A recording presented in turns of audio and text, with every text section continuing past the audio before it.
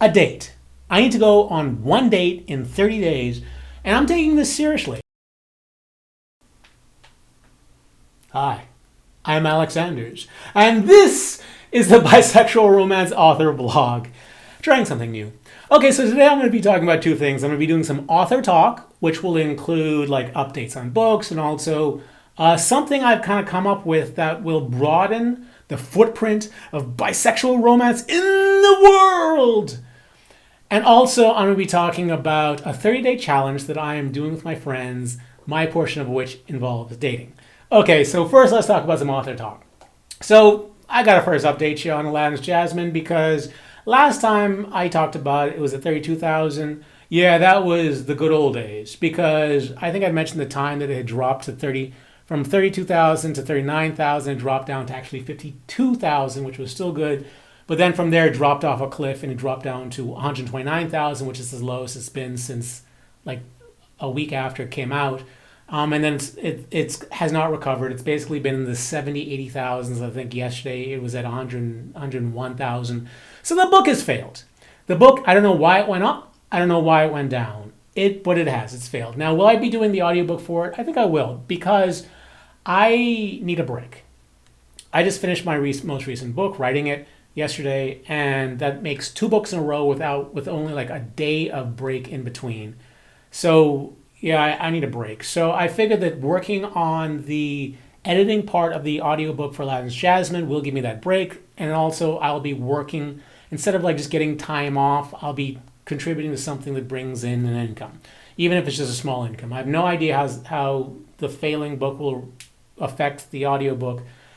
The original story, Aladdin story I wrote, the audiobook sold like 3 times or made 3 times as much as the book itself did. So there's a chance that this could make money. Who knows? We'll see. But I'm going to do it simply because I need a break. So I'll be doing that. I will mention that I just finished a book, like I said, yesterday. So I finished writing Her Best Bad Decision yesterday. And I'm shooting videos today. I have some like business stuff I have to take care of tomorrow, and then I'm leaving to go whitewater rafting on the weekend. That's like I need to get away. I just need to get away, and I'm gonna do some whitewater rafting, some camping and whitewater rafting on the weekend. And then next week I'm gonna come back and edit. It shouldn't take me very long to edit because I've already edited half of it, and then I just have to edit the second half, finish the description, and do the cover. So it's possible that it could start being available in online stores starting on Friday, possibly, or Saturday, possibly. We'll see. But I did write the beginning part of the description for it yesterday, and I want your opinion on it because I really like it.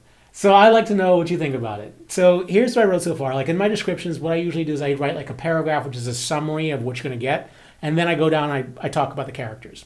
So this is the summary that I've written so far for this. Let me know what you think. It says, Her Best Bad Decision is a feel-good romance between a vivacious, curvy girl, a famous baseball player with a secret, and the off-limits billionaire who owns his team. It will make you laugh, cry, and cheer as the sexy threesome comes together in the end. So that's the beginning part of it. And I like it. And I'll tell you why I like it. I like it because it says a couple of things. It has the word vivacious in it. It has secret, like that the player has a secret. It has off limits. It has like the billionaire. It's a billionaire and it's off limits. And also the fact laugh, cry, and cheer. And all that stuff is very accurate. It will make you laugh. This is like one of the funnier ones that I've written in a while. It will make you cry. It made me cry. If it doesn't make you cry, I don't know what's gone wrong. And also it'll make you cheer in the end. So it's like, I feel like this is my most commercial of all of my romances. I'm curious to see how people respond to it. Hopefully it'll do well. I need a success. But I mean, I could not be happier with this description. Let me know what you think. So yeah, so next week I'll be working on it. And then, we'll go from there. So I got some interesting Amazon stuff. So other than like Jasmine dying, I found out last week, why it was that things have been so tight for me financially. Like, I just assumed it was because I wasn't selling very many. It's hard to know how much money you're going to make when you work with Amazon, selling books. On other sites, you could just, they tell you you've sold this many books and you've made this much money. But on Amazon, they tell you how many books you've sold, but the way romance writers make most of their money is by pages read. And you don't know how much Amazon's going to pay you each month per pages read and all these various things. So it's like you could barely guess. So when you, each month, when you see money come into your account, you don't know whether you're getting everything. You don't know whether it's a good month or bad month because there are like a bunch of small numbered checks. So you just don't know, right? So basically 2 months ago was when things started to get really financially tight for me. Apparently, there was a reason for that. Amazon tried to send me my money. My bank set up a glitch. Like, there was a problem with the bank, and they did not receive the money. The Amazon tried to send it, however, the bank rejected it. Didn't know that until halfway into the second month. At that point, I realized, oh wait, I haven't been paid. This is not good because I get so many other checks. I didn't realize that these particular checks didn't come until then. So I then contacted Amazon. Amazon told me what the deal was. I fixed the thing at the bank. Then I told them, please send the checks. They said, okay, we might be able to send it on the 15th. If not the 15th, definitely the end of the month. They did not resend it on the 15th. They did send it at the end of the month. I saw the money come into my account, and I was like, okay, I've been paid. Wow, but the things are, again, super tight this month. My God, I mean, Jesus. So I had to scramble and stuff like that. And then I kind of just let it go, thinking, oh my God, I'm just suffering. This is my year of suffering. And then I got an email from Amazon like a week and a half ago saying, oh, you should re-upload the information for your account so that we can send you your money. And I'm like, what? What do you mean? I don't understand. I went and checked. Turns out that the money they sent me last month were just for my smaller accounts. Like Amazon.com, Amazon America is where I make most of my money. And they did not send me those checks. Why didn't they send me those checks? Computer glitch. That's it, on Amazon's part.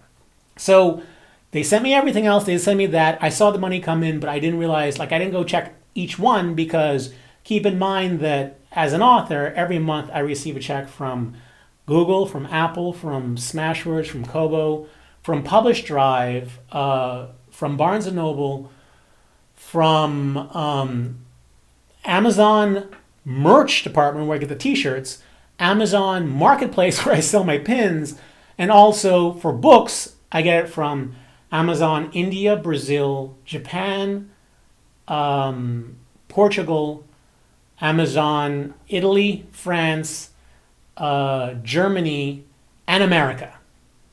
So it's kind of hard to keep track of every single check that's supposed to come in. So I did not receive my largest checks from Amazon.com. So I call them, ask them, and we talk about it, and it's like, the person I talked to said, we'll go ahead and we'll check it, and we'll try and send up, because now there's 2 months worth of Amazon.com payment royalties that I haven't received. So it's like, okay, we'll look into it and we'll try to get it out by the middle of the month when we send out our replacement checks. Middle of the month comes, month goes. I call them up yesterday when I realized that they send out notifications to let you know when they're going to pay you at the end of the month. And I still have not received notification they're going to pay me for those territories. And I called them up and I said, okay, so you guys haven't paid me for 2 months now. You could have paid me last month. You didn't. I am now afraid that you won't pay me for this month either, for August. And they went, we'll try and do our best to get you paid. I'm like, really? That's it? You're just going to try and do your best? I haven't been paid in 2 months, and now it looks like I won't be paid in 3 months. And we're just not even adding on the 2 months you have to wait before you sell your book for the first time. So I have not been paid by Amazon for Amazon America in 5 months, or 4 months, about to be 5 months.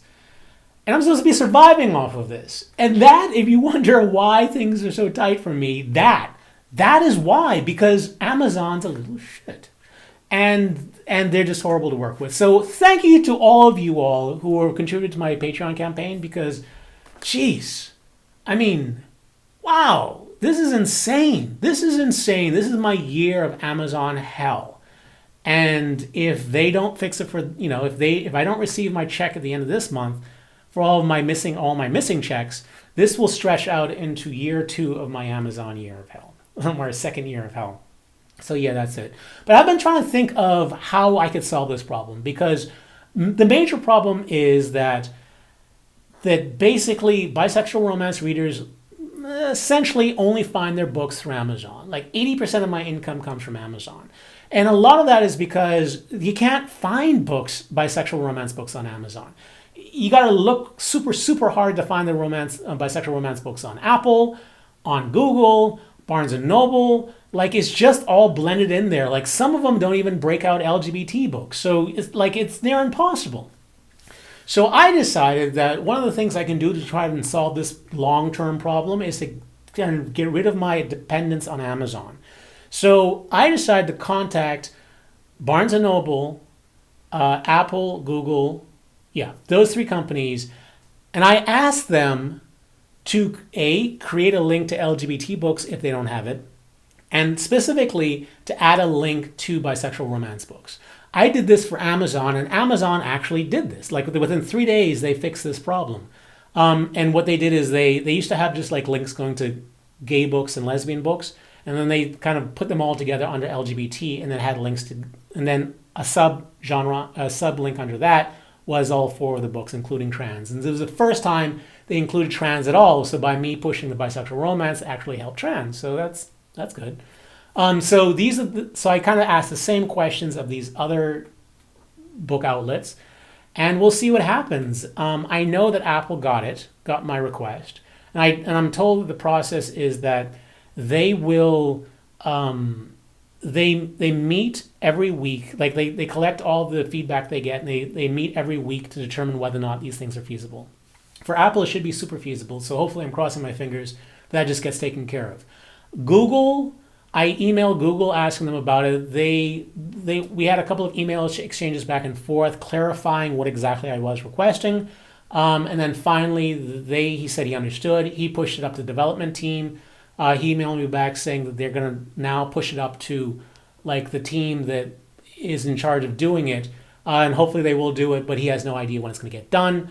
And then for Barnes & Noble, I contacted them on Twitter, asking them who I should contact. And they said that they will forward the request onto the development team. So there you go. So, although it sucks for me, hopefully this means that in the future, readers who get their books primarily from, those other outlets will be able to find bisexual romances. And it kind of broadens the footprint of bisexual romance in the world, which is kind of like my long-term goal is to do really well in bisexual romance, to have it as large as a genre as possible. So this is a step forward for that. So that is what I'm doing. That's the author talk for right now. So now I'm going to chat about a challenge that I have going on with my friends. So here's something you'd never know about me. I don't drink often, right? I make an effort to try and drink once a week. As in, instead of drinking 0, I make an effort to drink once a week. And when I get, and I don't, and I fast. So generally speaking, when I drink, it's on an empty stomach. And that's good because I am not a small guy, and it takes a lot for me to feel buzzed. So on Sunday, I went out with some friends, and a friend convinced me to drink. So she wasn't drinking, but she convinced me to drink. So I decided to have a drink, and always, my friends will tell you this, always whenever I have a drink, my mind goes places that doesn't usually go. Like, my friends find it exceptionally entertaining because as soon as I feel buzzed, I start asking like group questions that are questions that like no one in their right mind would ask. But it's always like a fun interpersonal question that causes my friends to think about life and themselves and dating and sex and all that stuff. So they actually really enjoy it, which is why they always encourage me to drink. Well, not always, but they try to encourage me to drink. So on Sunday, my friend encouraged me to drink. I drank. And the first thing that popped into my mind once I started feeling the buzz was, hey, I have an idea. Let's do a 30-day challenge where at the end of the 30 days, we're going to do something that makes our life fundamentally better. So that's what I proposed to my friend as I was feeling very buzzed. And she loved the idea. So she and another friend that joined us, we all decided to come up with 30-day challenges that at the end of the 30 days, that will make our lives better, and that we were all going to hold each other accountable for it. So they have their things, you know, like stretching and being less on the phone. And I decided, actually, what my friend decided for me because she's concerned about my dating life, is that in 30 days, I have to have one date. One date. One solitary date in 30 days. Now that the fact that my friend was so concerned that they wanted me to have this as my challenge should tell you a little bit something about my dating life. I gotta say, I have not been on an official date, whereas, yes, you're interested in me, I'm interested in you. Let's go out, this is a date, let's get to know each other. I haven't been on one of those since January. Now, granted, in between there was a lot of gray area stuff where, you know, is this a date? Is this not a date? Well, I just paid and you were just okay with me paying, so is this a date or is this not a date? So, yeah, there's been a bunch of that stuff there, but that's what it is. A date. I need to go on one date in 30 days, and I'm taking this seriously. So I've been trying to figure out like why I haven't been on a date in 30 days or in the last 10 months, and what I could do about it. So what I've decided to do about it is I have decided that I'm getting off of all dating apps except for a few. So I was on Tinder, though I never used it, Bumble, Hinge, Coffee Meets Bagel, and OkCupid.